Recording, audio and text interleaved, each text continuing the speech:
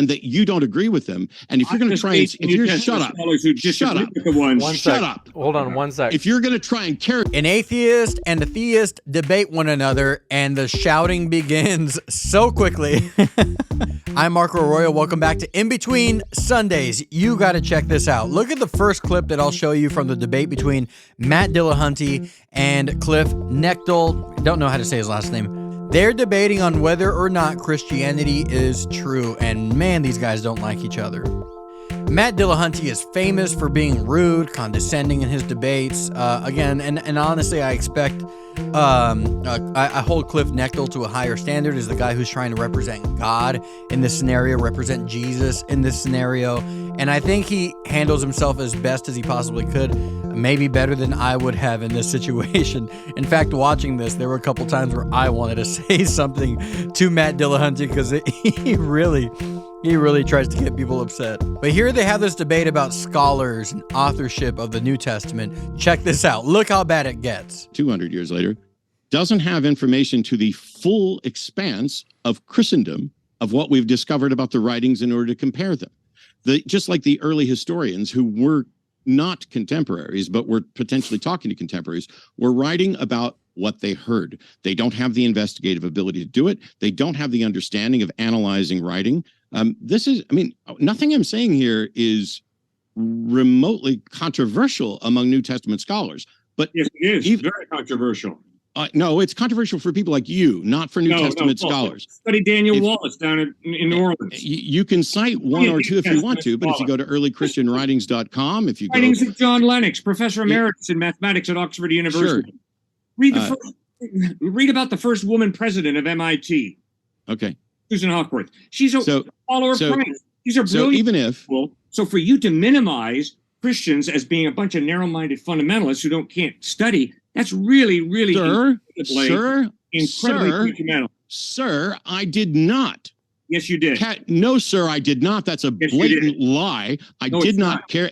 If you're just going to try and trash everything I say because I'm pointing out what New Testament scholars say and that you don't agree with them, and if you're going to try and shut up. Hold on one sec. If you're going to try and characterize that as me. That's basically how that debate, that was maybe one of the worst moments, but it was pretty contentious the entire time. Cliffe doesn't like Matt. Matt does not like Cliffe. They do not like one another at all. And what were they debating about there? They were debating, because he was saying, again, New Testament scholars agree on this stuff. And then Cliffe Knechtle, I don't know how to say his last name. Cliffe Knechtle basically says, no, here's some scholars. And he goes, oh, no, but not them. Not them, just the ones that I am citing here. These New Testament scholars agree that, that the authorship is way later, all kinds of other things that people try to levy against people who believe the Bible. And now look at this section here. This is an amazing moment in the debate, and especially for Cliffe's point here.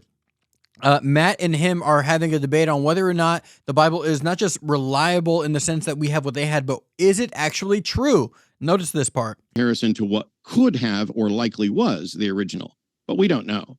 But in any case, even if we were to assume that the version we have is almost identical or close enough to what it originally said, that in no way demonstrates the truth of those original claims. I need to know regarding the Quran, the teachings of Buddha, the writings of Matthew, Mark, Luke, and John. Do we have the manuscript evidence today that gives us any degree of certainty that we really have what they wrote? Today, the New Testament, Matthew, Mark, Luke, and John, we have over 5,000 Greek manuscripts or pieces of manuscript dated from the 2nd through the 10th century AD, all agreeing to an infinitesimal degree. Before Gutenberg's printing press, we have 25,000 manuscripts, early manuscripts, handwritten manuscripts, 25,000. And the study of those manuscripts show that we have an amazingly accurate Matthew, Mark, Luke, and John. Those are in Latin Vulgate, in Ethiopic, Coptic, Armenian, as well as Greek. So the evidence is we have a very accurate presentation of what Matthew, Mark, Luke, and John wrote. Now read it and ask yourself, does the evidence of the way he lived, taught, died, and rose from the dead point to Jesus being a fraud? If it does, reject him. Or does Do you think I have it? I have read it. I have read it. I have read it. I think being reliable. I have read it. I think you are convinced that I've read it. I have not reached the same conclusion you did, in part because the number of manuscripts or copies that we have is a testament to their popularity and how strongly people believed. It is not in any way a testament to how accurate they recorded events. When they all agree to an infinitesimal degree, They don't. is serious evidence that they are accurate. No, sir, that is simply not true. Accurate. I can pull every copy. Yes, it is. Very clearly. No, sir. No, sir, it's not. And if you'd let me finish instead of trying to over me like that. Me most recently, Matt. So don't. All right, just to be sure. No, sir, I we sat don't here go off quietly while you went on a long topic. spiel. I can take every copy of Harry Potter and they will agree to an infinitesimal degree. Does that mean that what they say is true? No, but it means That's you have my an accurate point. copy of Harry That's Potter. my point. And your argument is the fact that we have many manuscripts that agree to an infinitesimal degree, which is not quite true, but they do agree strongly. Yes, it is. Very your argument that you just made was that this is strong evidence that what they say is true. And that is simply fallacious, as demonstrated by your own response just a moment ago. Cliffe is saying, again, we have so many copies of the New Testament, and they go back very, very far. We have so many copies that we can trust that what we have is what they had in the first century when it was barely being written. And we can do that. And again, Matt is saying, no, it's not to an infinitesimal degree. Cliffe is saying, yes, they agreed just up into an infinitesimal degree. There's a little bit of disagreement, scribal errors, things like that. Again, part of the problem with that statement is that it's unclear how much is infinitesimal. For Matt, he thinks that Cliffe is saying like one or two things, but Cliffe knows very well there's all kinds of scribal errors, but they're just not consequential. And so the agreement is still overwhelming, and the disagreement is still infinitesimal in its degree. Cliffe agreed that no matter how much the Harry Potter books agree, or how many copies there are, or for how long it's published and maintains this, that does not in any way demonstrate the truth of what's in those books. And yet he wants to, for Christianity, talk about the various manuscripts and how closely they agree and say that this is strong evidence that what they say is true. That is a fallacious line of reasoning by his own admission. You don't get to special plead that the Bible is somehow reliable because of its agreement on its copies, while saying that other books that agree on their copies aren't true. Okay, real quick, look at Cliff's face. He's loading up. He's ready to say something. Look at his face. He's like listening. That's body language 101. He's listening so intently. He can't wait to start talking right now. He's got one loaded up. So Matt's argument is just because there's all these manuscripts of the New Testament, and let's say they all agree, that still doesn't make the content of the manuscripts true. That doesn't mean that this comes from God. It just means that these things were written a long time ago and they mattered so much to people that they copied them over and over and over again. That's what he's saying. And that is a fair point. Again, but he's taking this into a wrong conclusion, and Cliff's about to tell him why. Ready for you, Cliffe? Silence. Whenever I read an historical book, I have 4 tests that I use to determine historical reliability. The first test is literary style. Is it once upon a time in the land of Nod, Wynken, Blynken, and Nod took a boat ride? Or is it at this time, in this place, with these people around, Jesus said this and did that? The second test is, what is the manuscript evidence?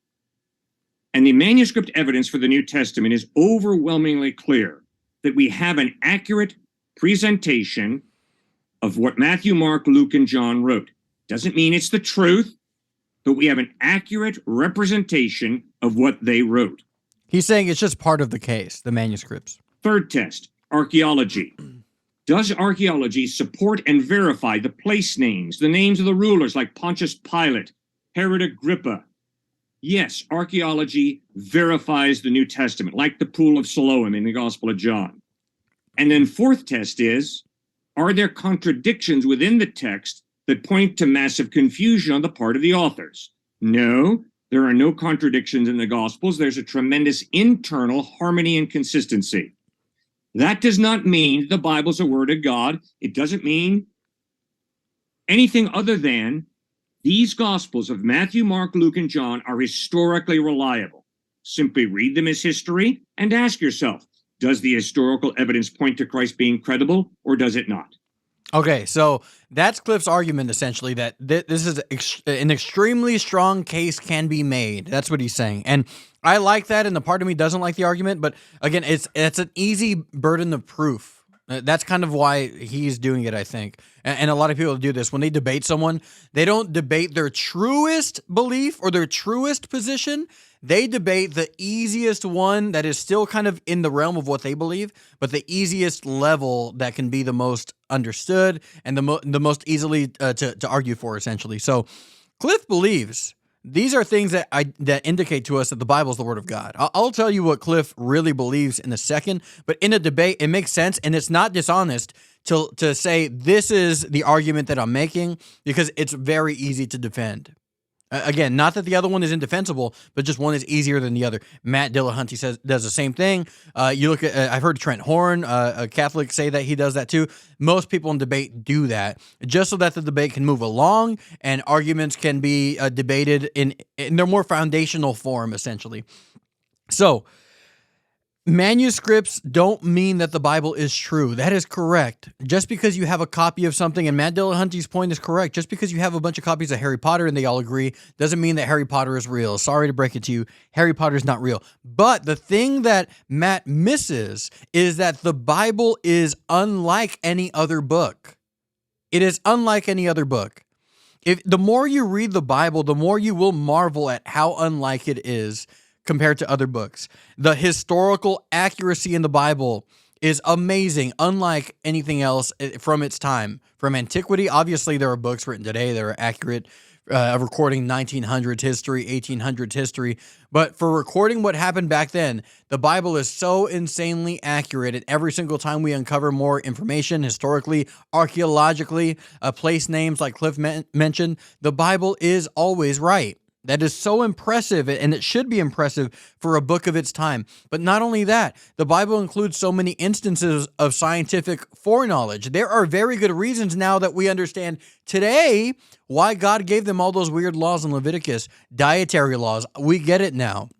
God took them away from foods that were more dangerous, more likely to kill them. Foods that we can eat today because we understand science, we understand the danger, but God needed those people to stay alive, so he kept them away from foods that that were likely to kill them if they weren't careful with them. And they didn't know that at the time. God gave them, for whenever they touched a dead body, God gave them a formula in Leviticus for washing their hands. He would quarantine them, and then they would have this kind of a salve kind of thing on their hand, these different ingredients, and it would wash their hands. We use the same formula early settlers did to make lye soap. It was the beginning of soap thousands of years ago. And in modern places, like in Europe, for example, people weren't washing their hands in hospitals until like the late 1800s.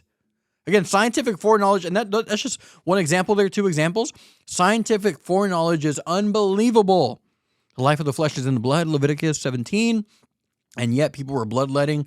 One of the things that contributed to the death of George Washington. And as Cliff mentioned, no contradictions. The Bible is unlike any other. If you got a Bible contradiction, send it to me. Put it in the comments here. I'd love to deal with it. And if it's truly a contradiction, I'll be on your team. So let me know what you think, though. Leave a comment. Am I totally wrong about this? The point is that the Bible is unlike any other book. It's not, you can't make a solid argument that this was written by men when you look at all of the qualities put together. You can look at some passages and go, oh, that was written by men, right? Look at this. When you put it all together, there's no way that this thing was written by men. That's the position that I have here. It is so absolutely stunningly amazing when you think about how long it took to write the Bible, how many authors there were of the Bible, and how harmonious and perfect in its nature that it is. That's my argument. You disagree, let me know. I would love to go down this path of dialogue with you. I just want to arrive at truth. I love you. Again, like the video, subscribe to the channel, consider supporting on Patreon. The link is in the description below. God bless you. See you soon. Goodbye.